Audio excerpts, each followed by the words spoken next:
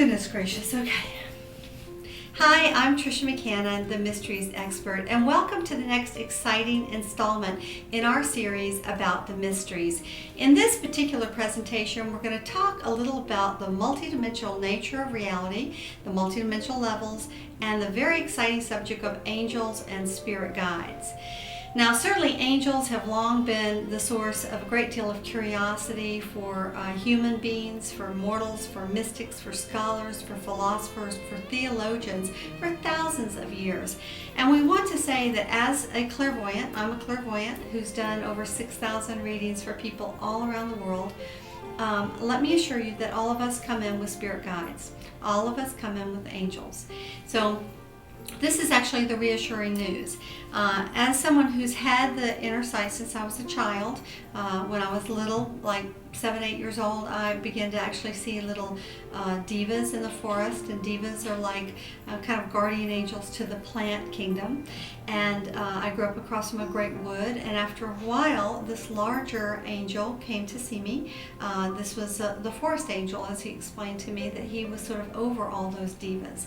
And he explained to me that no living thing comes into the world without having, let us say, divine grace, a partner at the spirit level.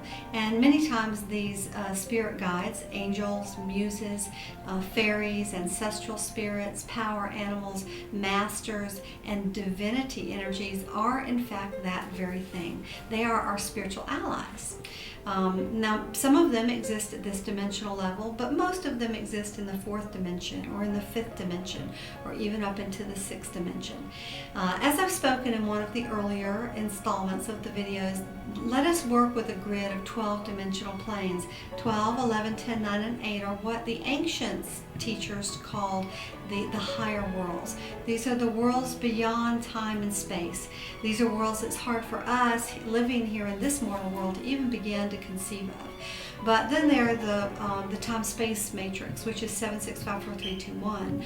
Our planet is moving around the 10th or 11th sub-octave of the 3rd dimension. That's kind of where we are. And we're in the process of slowly beginning to spiral up, hopefully moving into the 4th, and some believe maybe even as high as the 5th dimension over the next 1,000-year period of time, which is a whole exciting subject about the nature of time and what the whole 2012, 2013 thing is. I speak about a lot of these fascinating subjects about of the evolution of human consciousness and how it's linked to these cycles of time and what to expect in these coming years in my DVD 2012 in the Age of Aquarius. Again, you can see this at my website, which will appear at the end of this video. So if you're interested in that subject, very fascinating.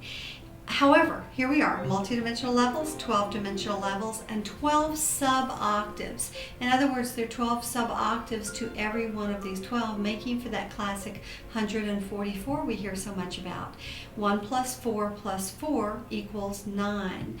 And many of you may not know, and perhaps I'll speak about this in another video, but I work with an incredible group of beings called the Council of Nine. They have been my teachers for over 20 years, and foremost among them are the Divine Father energy and the Divine Mother energy, energies that have expressed to mystics throughout the ages as the eagle and the dove. And this is the subject of a much larger conversation. So let us return to our conversation now about the 12 multidimensional realms. Each one of these 12 realms also has 12 sub-octaves, and each octave and each sub-octave is formed through sound or vibration. And you remember in the Bible, in the Gospel of John, it begins with, in the beginning was the Word. And the Word, of course, is that sound, that primal sound that penetrates all creation. So these multidimensional layers are formed, as physicists, of course, are discovering today, by sound.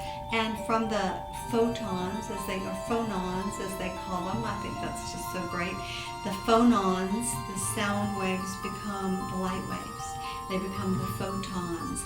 The phonons and the photons, and they actually now call them gluons. I think that's just great. The thing that connects them and allows them to morph into one another. So light and sound The great masters of the mysteries taught that love, light, and sound are the three primordial energies. They are the purest ways that we can experience the divine. So as you can imagine, beings who come from these higher realms vibrate as vibrating waveforms of light and energy, as color, as sacred geometry. Certainly they can coalesce down into a physical form with probably quite a lot of effort and take form whenever they need to. But in truth, all things are formed of light and sound, even us, even the molecules of our body. So our souls, of course, which many mystics have reported look like light. You know, the light that literally leaves the body. Many mystics have reported that this is how they experience ourselves at a higher level. And this is certainly, as a clairvoyant, what I see. When I visit the inner realms, certainly beings can take these forms, but they are in their essence beings of love, light, and sound, as are we, even though most of us, of course, have forgotten this truth. So when we begin to talk about angels, true spirit guides, we're talking about beings that exist at these different multidimensional levels. In fact, everything that you can probably imagine, from ghosts to demons, masters to angels, extraterrestrials to ultra-terrestrials, all of it really exists at some level of reality. It all does. The question, of course, many times when we begin to work with spirit guides is the project or the problem of discernment.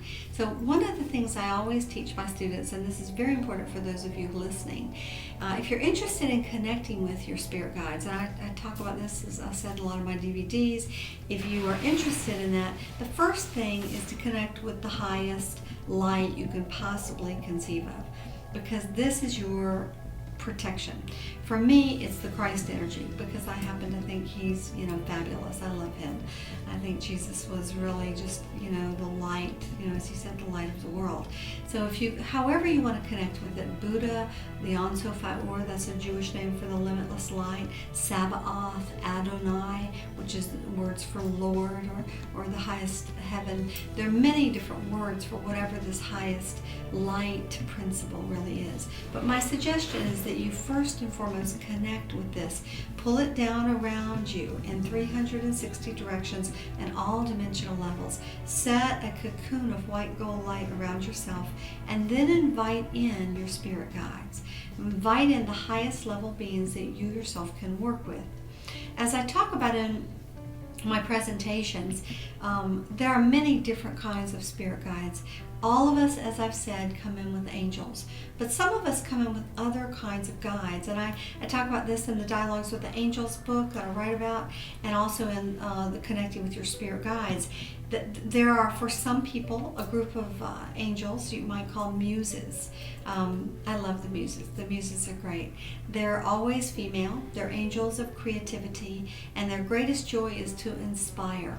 And so they look to find humans that they can send their creative inspiration into, and that we will actually do something with it. We won't just sit on it. Muses are one kind of spirit guide. There are different kinds of angels, and where most people will come in with one or two, some people will come in where they have 3 or 4 or 5 based on their level of spiritual service. One of the things I've seen is that when many times we'll have an angel that will sign up, let's say when we get to the point in our life when we decide to become interested in healing or interested in writing or painting or some level of spiritual awakening, there will be an angel that will have signed up, so to speak, before we came into this lifetime to come in and to actually be our spirit guide when and if we get to the point where we're willing to exercise our free will and say, yes, I now fulfill this part of my life contract, this part of my spiritual purpose in being here. So that's, spirit guides are awesome. I love them. And as a clairvoyant, I've seen thousands of them. Whenever I do readings for people, the people's guides come in immediately and are really instrumental in downloading the highest and the best for their evolution and their spiritual path of awakening.